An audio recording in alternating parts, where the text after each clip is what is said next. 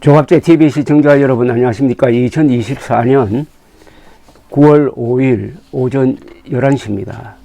한동훈 국민의힘 대표가 의료 대란에 대한 수습책을 내어놓은 이후에 윤석열 대통령이 벌컥한 것 같은데, 그러나 어쨌든 하나의 돌파구를 만드는 시도는 했다는 점에서 평가할 만합니다. 이렇게 되니까 민주당도 그동안 구경하면서 즐기다가 의료 대란을 해결해야 되겠다는 식으로 선회를 하고 있습니다. 요사이는 응급실 방문 경쟁이 붙은 것 같아요. 며칠 전에는 한동훈 대표가 비공개로 응급실을 방문했다고 하는데, 어제는 공개적으로 낮입니다. 이재명 민주당 대표가 고려대학교 안암병원 응급실을 방문해가지고 의료 대란을 수습하려면은 의대 정원 문제를 전면 재검토해야 한다고 발표를 했습니다. 윤석열 대통령도 어제 늦은 밤 권역 응급의료센터가 있는 경기도 의정부 가톨릭 성모병원을 비공개로 방문해가지고 응급의료 실태를 점검을 했다고 합니다. 1시간 20분가량 응급의료 현장을 둘러보고 의료진 의견을 청취했다고 정혜전 대통령실 대변인이 서면 브리핑을 통해서 밝혔습니다. 이 출입기자가 따라갔는지는 아직 확실치 않습니다. 아마 안 따라간 것 같습니다.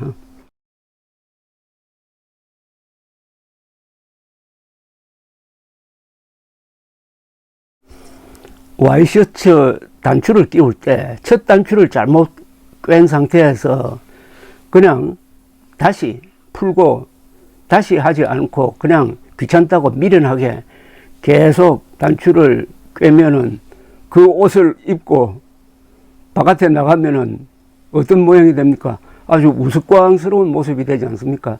윤석열발 이른바 의료개혁이 딱 그 짝입니다. 순서가 잘못되었습니다. 진단이 잘못되었습니다. 처방도 자연히 잘못될 수밖에 없었죠. 그런 사실을 어제 윤석열 대통령이 고백을 한 겁니다. 즉, 뭘 약속했느냐. 응급실 같은 이런 기피과에서 근무하는 사람들에게는 앞으로 돈을 많이 주겠다. 그리고 그런 치료를 하다가 사고가 났을 때도 억울하게 형사처벌 받지 않도록 하겠다.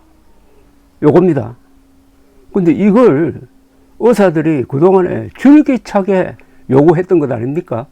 그런데 윤석열 정부가 들어선 지 3년째인데 윤석열 정부는 거기에 대해서 귀를 막고 있었습니다. 이걸 해결했어야죠. 이거 해결하면은 의과대학 2,000명 정원하지 않아도 그런 과에 의사들이 돌아오게 되어 있습니다.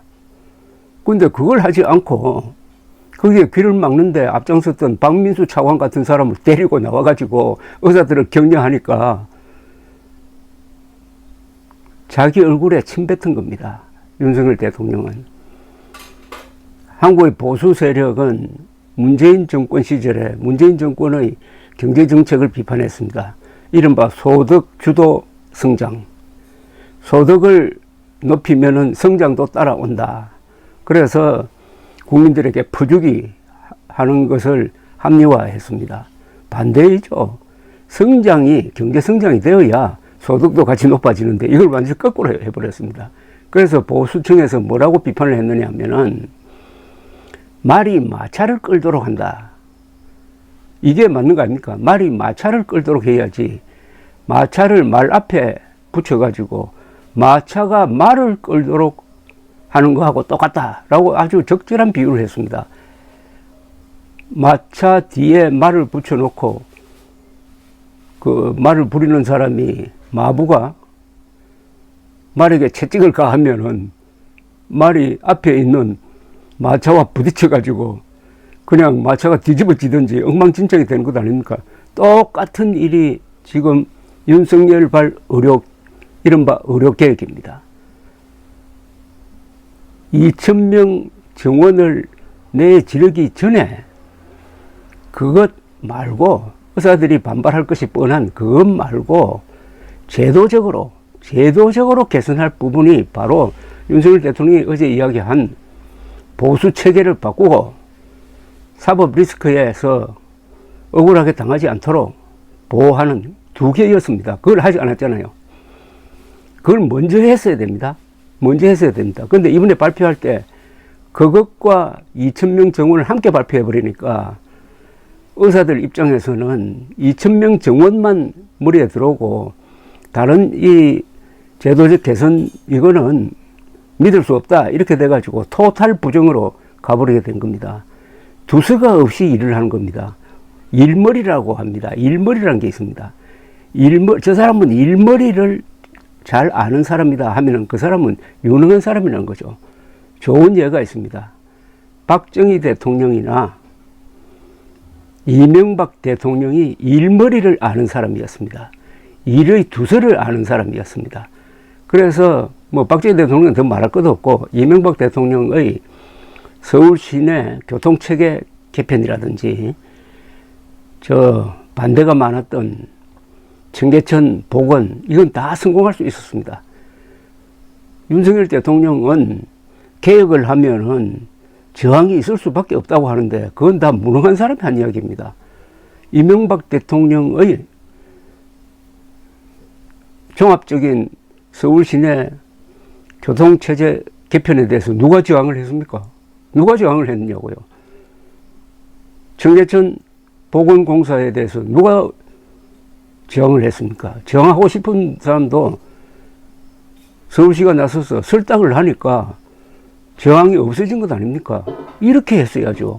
윤석열 대통령은 박정희, 이명박식으로 개혁을 했어야 됩니다. 그런데 말 앞에 마찰을 떡 붙여가지고 말 보고 끌으라고 하는 이런 거꾸로 된 이른바 개혁을 하다가 이 지경이 되었습니다. 어제 박민수 차관은 어제 망언을 한 사람입니다. 한 라디오 인터뷰에 나와가지고 응급실에 사람 환자가 많이 몰리는 걸 이야기하면서 경증 환자는 가지 않아야 된다. 그런데 어떤 사람이 경증 환자냐? 전화 걸어가지고 응급실 알아볼 수 있는 사람은 그건 경증 환자로 봐야 된다. 쉽게 말하면 의식불명 상태가 아니면은 그런 사람들은 경증 환자니까 응급실에 가면 안 된다. 이런 식의 막말을 했다가 흠씬 얻어맞고 있는 그 사람을 데리고 윤석열 대통령이 응급실 현장을 찾았다는 것은 윤석열 대통령이 얼마나 세상 물정을 모르는지. 그러니까 자연스럽게 윤석열 대통령이 아이를 키워본 적이 없어가지고 아이를 데리고 응급실로 뛰어간 경험이 없으니까 저런 정책과 저런 실수를 한다라고 이야기하면서 인간에 대한 사랑이 느껴지지 않는다라는 이야기까지 나오는 것입니다. 간단합니다. 윤석열 대통령은 오늘이라도 추석 오기 전에 오늘이라도 2,000명 정원 백지화를 선언해야 됩니다. 백지화 선언하지 않고 이 사태를 해결할 수 있다고 옆에서 이야기하는 사람이 있으면 그 사람이 역적입니다. 우선 박민수, 조규홍, 이조 이 세 사람을 빨리 추석 전에 잘라야 합니다. 그래야 추석 민심이 악화되지 않을 것입니다. 최소한 이 정도는 해놓고 수습책을 마련해야 그게 국민들에 대한 최소한의 예의라고 볼 수가 있습니다. 대통령이 국민들에게 예의를 지키지 않으면 국민들도 대통령에게 예의를 지킬 필요가 없어지는 겁니다. 감사합니다.